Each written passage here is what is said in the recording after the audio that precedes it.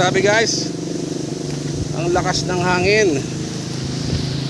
Yan oh. Oh. Kita nyo? Lakas ng hangin dito. Wala naman siyang ulan eh. Puro hangin lang yung ating nararanasan guys. Walang masyado. Walang masyado.